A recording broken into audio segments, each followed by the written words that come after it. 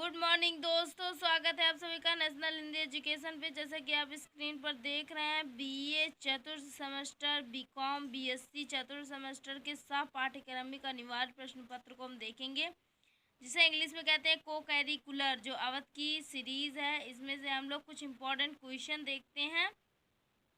इसका सिलेबस है physical education and yoga. इसमें कुछ इम्पोर्टेंट क्वेश्चन हैं, चलिए हम देखते हैं। फर्स्ट यूनिट है शारीरिक शिक्षा।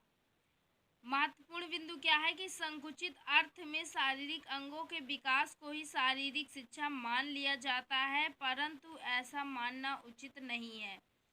शारीरिक शिक्षा तो सामान्य शिक्षा का एक भाग है। सामान्य शिक्षा की तरह शारीरिक शिक्षा भी बालक के संपूर्ण व्यक्तित्व के विकास करने वाली शिक्षा है। हम शारीरिक शिक्षा के लिए विद्यालय में जो भी कार्यक्रम बनाते हैं, उससे बच्चों का केवल शारीरिक विकास ही नहीं होता, बल्कि मानसिक, सामाजिक, भावात्मक विकास भी होता है तथा उसमें एक आदर्श नागरिक के गुणों का भी विकास होता है। अब इसमें कुछ विद्वान इसकी परिभाषा देते हैं, जैसे J.F. मिलियंस, ठीक है, बिलियंस एंड C.L. ब्राउनेल के शब्दों में शारीरिक शिक्षा मानव की शारीरिक गतिविधियों का एक समूह है, जिसे हम विशेष दशा में अपनाकर किसी फल प्राप्ति के संचालित किया जाता है।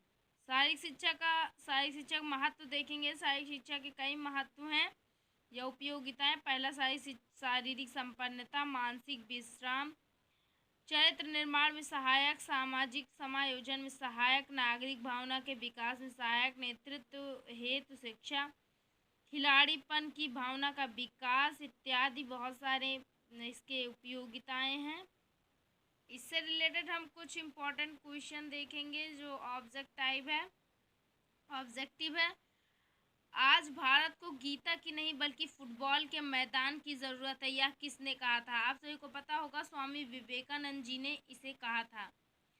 स्वस्थ शरीर में स्वस्थ मस्तिष्क निवास करता है, यह कथन किसने कहा था?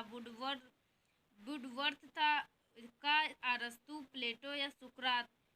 स्वस्थ शरीर में स्वस्थ मस्तिष्क का निवास होता है, यह बात प्लेटो ने कही थी। क्रिश्चियन शारीरिक शिक्षा कॉलेज लखनऊ की स्थापना कब हुई थी?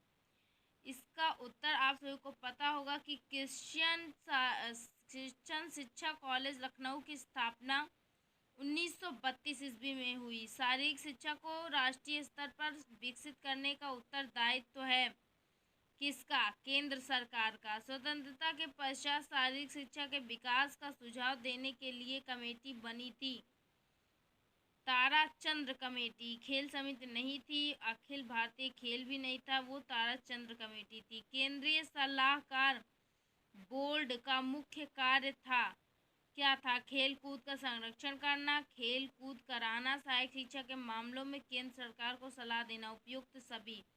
उपयुक्त सभी ऑप्शन बिल्कुल सही रहेगा। राजकुमारी सपोर्ट कोचिंग स्कीम कब शुरू की गई? 1953 ईस्वी में। 1953 ईस्वी में राजकुमारी सपोर्ट कोचिंग स्कीम शुरू की गई।